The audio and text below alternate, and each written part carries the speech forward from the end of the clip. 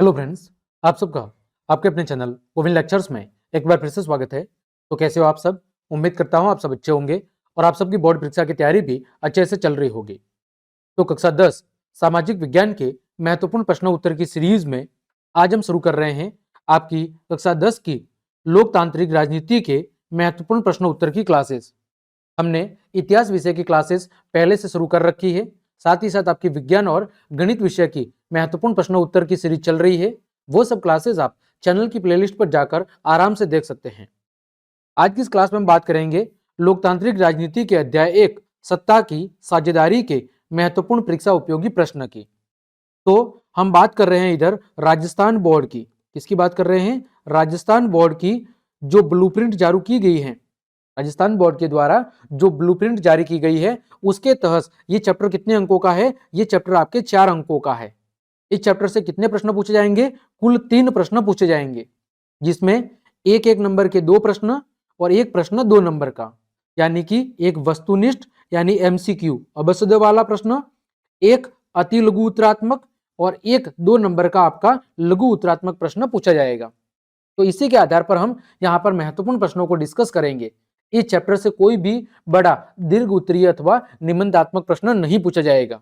ठीक है, तो चलिए क्लास हम शुरू करते हैं। पहला प्रश्न आपके सामने दिया हुआ है कि सरकार के विभिन्न अंगों में सत्ता का बंटवारा कहलाता है।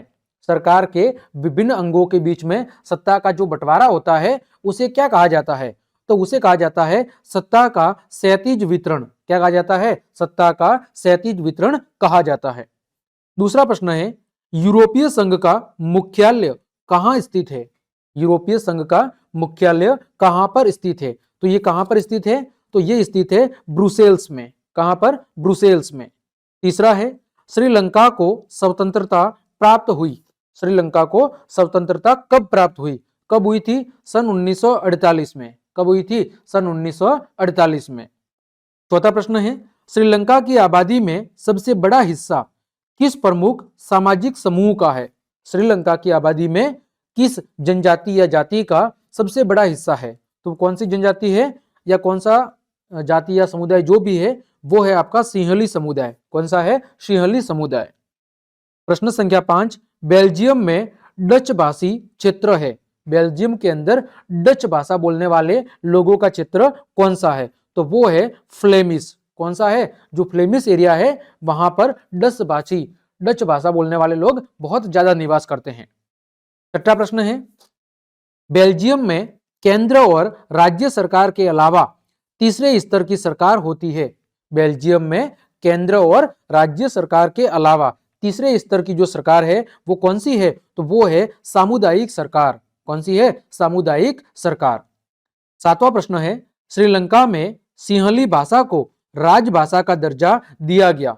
श्रीलंका में सिंहली भाषा को राजभाषा का दर्जा कब दिया गया? तो वो दिया गया सन 1956 में। कब दिया गया? सन 1956 में। आगे प्रश्न संख्या 8, निम्न में से किस देश ने 1970 से 1993 के मध्य अपने संविधान में 4 संशोधन किए?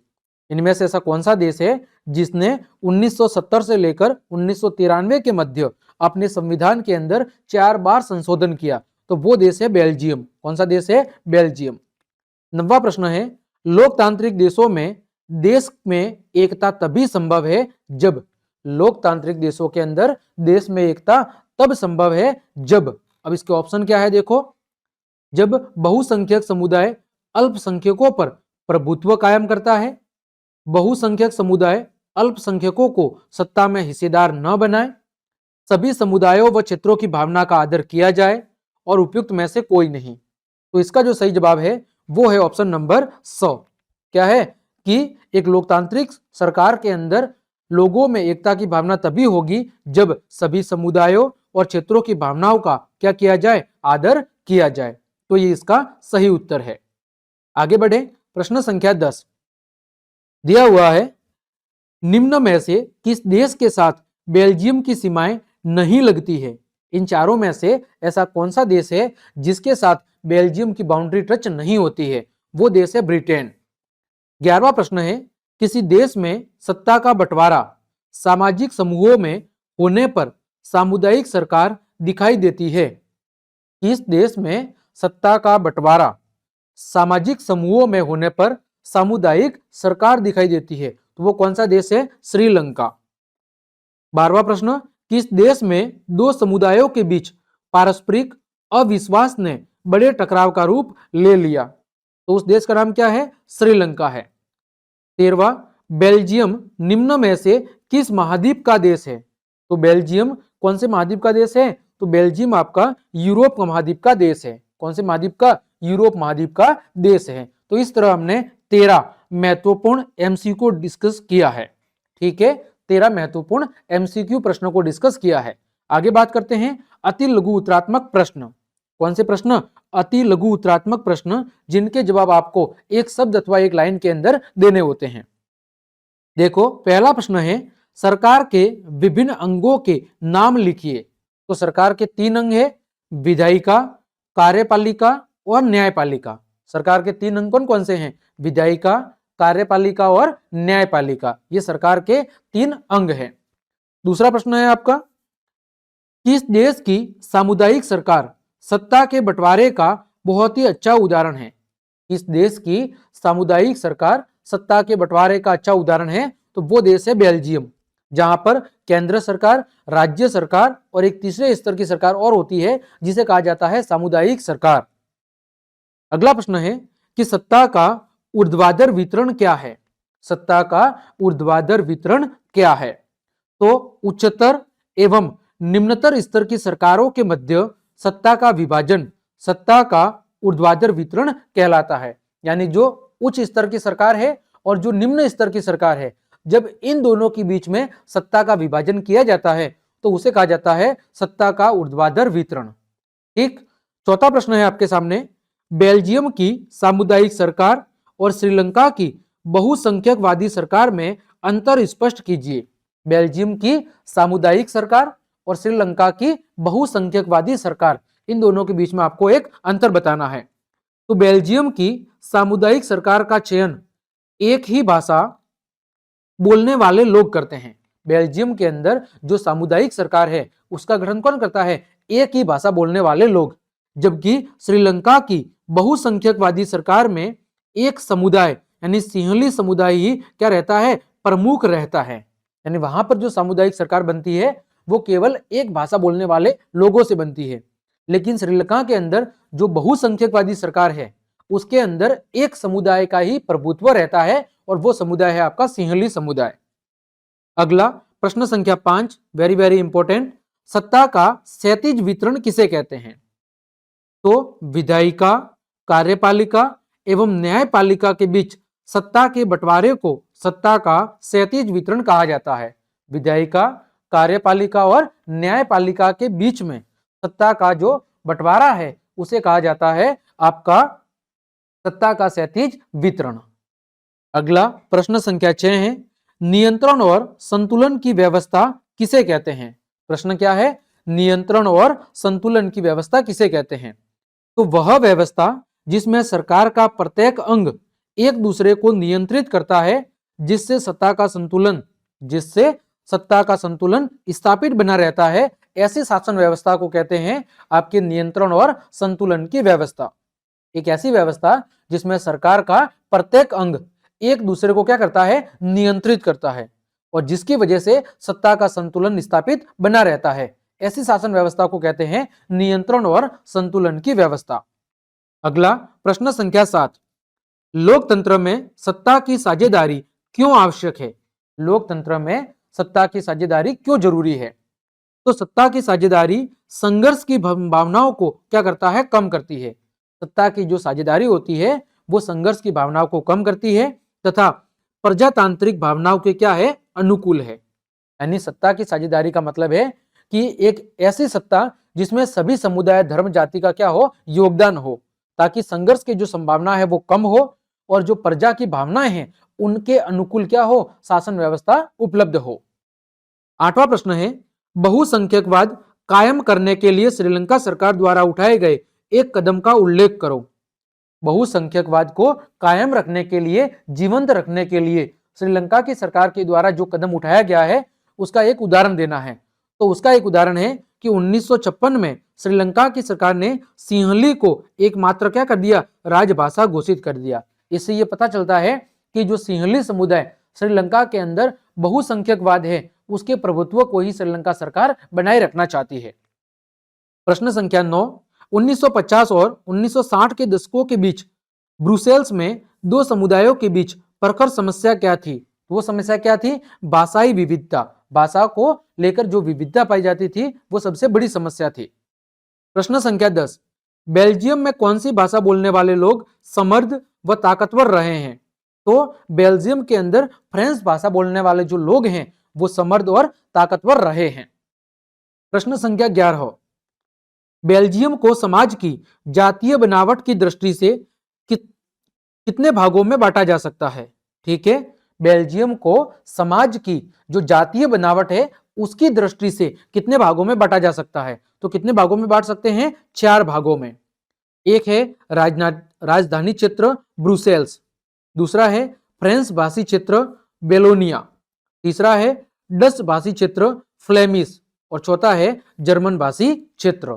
तो जातीय बनावट के आधार पर हम बेल्जियम को 4 क्षेत्रों में बांट सकते हैं। एक राजधानी क्षेत्र ब्रुसेल्स, दूसरा फ्रेंच भाषा बोलने वाले लोगों का क्षेत्र बेलोनिया, तीसरा डच भाषा बोलने वाले लोगों का क्षेत्र फ्लेमिश और चौथा जर्मन भाषा बोलने वाले लोगों का क्षेत्र। तो ये आपके महत्वपूर्ण थे अति लघु उत्तरात्मक प्रश्न। आगे बात करते हैं आपके महत्वपूर्ण लघु उत्तरात्मक प्रश्नों की। पहला प्रश्न है, लोकतंत्र में सत्ता की साझेदारी के विभिन्न रूप कौन कौन से हैं? लोकतंत्र में सत्ता की साझेदारी के विभिन्न रूप कौन कौन से हैं वो आपको बताने हैं। तो लोकतंत्र में सत्ता की साझेदारी के निम्न 4 रूप विद्यमान हैं। कितने रूप विद्यमान हैं? 4 रूप। पहला, एक ही सरकार के विभिन्न अंगों कार्यपालिका, विधायिका और न्यायपालिका के मध्य सत्ता का विभाजन। पहला कौन सा है रूप? जिसमें एक ही सरकार के विभिन्न अलग अलग क्या होते हैं? अंग होते हैं और सरकार के विभिन्न अंग जिसमें कार्यपालिका, विधायिका और न्यायपालिका के बीच में सत्ता का बंटवारा कर दिया जाता है। दूसरा रूप है सरकार के विभिन्न स्तरों जैसे केंद्र सरकार, राज्य सरकार और स्थानीय सरकार के मध्य सत्ता का विभाजन। ये कौन सा रूप है? सत्ता की साझेदारी का दूसरा रूप है। तीसरा रूप है आपका विभिन्न सामाजिक समूहों, धार्मिक, भाषाई, पिछड़े और अल्पसंख्यक समूह के मध्य सत्ता का विभाजन। और चौथा रूप है विभिन्न राजनीतिक दलों, दबाव समूहों, किसानों, औद्योगिक मजदूरों एवं आंदोलनों के मध्य सत्ता का विभाजन। तो इस तरह सत्ता की साझेदारी के अंदर ये 4 मुख्य रूप देखने को मिलते हैं। अगला प्रश्न है, बहुत ही इंपॉर्टेंट प्रश्न है कि लोकतंत्र में सत्ता की साझेदारी क्यों जरूरी है? लोकतंत्र में सत्ता की साझेदारी क्यों जरूरी है? तो सत्ता की साझेदारी की आवश्यकता क्यों है? पहला कारण है कि अलग अलग सामाजिक समूहों के मध्य टकराव को कम करने के लिए। कि जो सत्ता की साझेदारी है वो सत्ता में अलग अलग जो सामाजिक समूह मौजूद है उनके बीच टकराव या संघर्ष की भावना को कम करता है। दूसरा कि सत्ता की जो साझेदारी है ये क्या है? ये लोकतंत्र की आत्मा है, इससे ही लोकतंत्र जीवंत बना रहता है। तीसरा कारण, समानता की पोषक और सभी के हितों की सुरक्षा सत्ता की साझेदारी में ही संभव है। चौथा कारण, व्यक्तिगत स्वतंत्रता की रक्षा, ये चौथा कारण।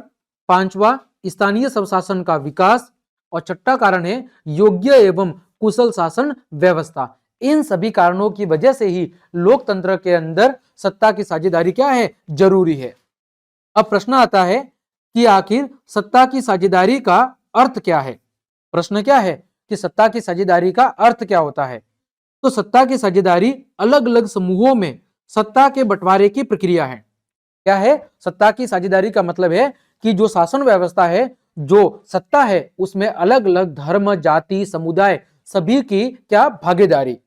तो सत्ता की साझेदारी अलग अलग समूहों में सत्ता के बंटवारे की क्या है? एक प्रक्रिया है, ताकि जो शासन व्यवस्था है वो सुचारू रूप से चल सके। लोकतंत्र का बुनियादी सिद्धांत है कि जनता ही सारी राजनीतिक शक्ति का क्या है? स्रोत है। अतः विभिन्न सामाजिक समूहों के बीच टकराव को टालने के लिए सत्ता में हिस्सेदारी उन्हें देनी चाहिए, ताकि विभिन्न प्रकार के सामाजिक समूहों के बीच में टकराव की जो संभावना है वो खत्म हो जाए।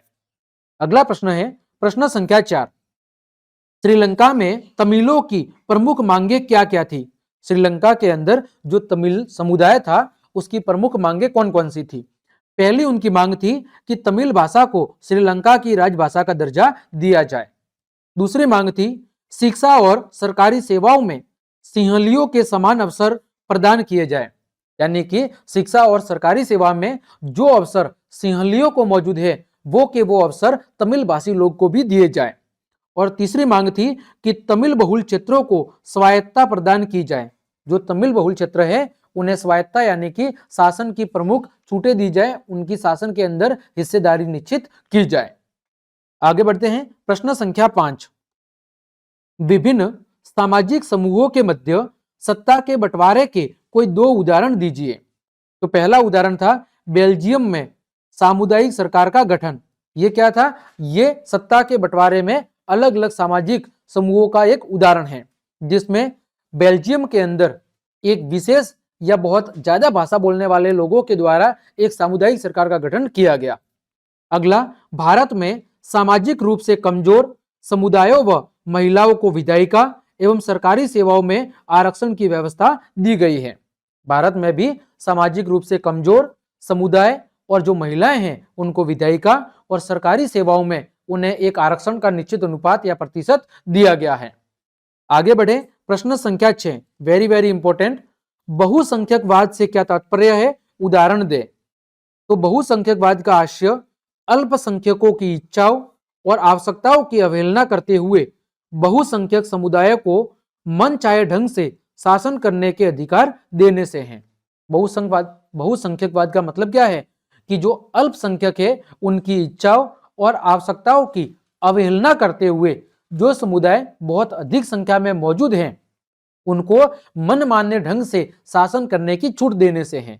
उदाहरण के लिए श्रीलंका, जहां पर सिंहलियों का क्या है? वर्चस्व है, क्योंकि सिंहली वहां पर बहुत अधिक संख्या में मौजूद है। प्रश्न संख्या 7, श्रीलंका में कितने जातीय समूह के लोग रहते हैं? या श्रीलंका के अंदर किन किन जातीय समूह के लोग रहते हैं? तो श्रीलंका में सिंहली, श्रीलंकाई मूल के तमिल, ईसाई तथा मुसलमान जातीय समुदाय के लोग रहते हैं। कौन कौन से? सिंहली समुदाय के लोग, इसके अलावा श्रीलंकाई मूल के तमिल, इसके बाद ईसाई और मुसलमान जातीय समुदाय के लोग कहां पर? श्रीलंका के अंदर रहते हैं। तो इस तरह हमने आपकी लोकतांत्रिक राजनीति के अध्याय 1 सत्ता में साझेदारी के महत्वपूर्ण अबशब्द वाले प्रश्न, महत्वपूर्ण अति लघु उत्तरात्मक और महत्वपूर्ण लघु उत्तरात्मक प्रश्नों को डिस्कस किया है। उम्मीद करता हूं ये सारे प्रश्न आपकी परीक्षा के लिए उपयोगी साबित होंगे और मैं पूर्ण विश्वास के साथ कहता हूं कि आपकी बोर्ड परीक्षा में इनसे बाहर प्रश्न आने की संभावना बहुत ही कम है। अगर आपने ये प्रश्न बहुत अच्छे से तैयार कर दिए तो निश्चित रूप से कह सकता हूं कि आपकी बोर्ड परीक्षा की तैयारी को 4 चांद लग जाएंगे। उम्मीद करता हूं मेरी ये मेहनत और क्लास आपके लिए उपयोगी साबित होगी। तो ज्यादा से ज्यादा अपने दोस्तों को शेयर करें ताकि उन सभी तक जानकारी पहुंच सके। तो आज के लिए इतना ही। जय हिंद, जय भारत।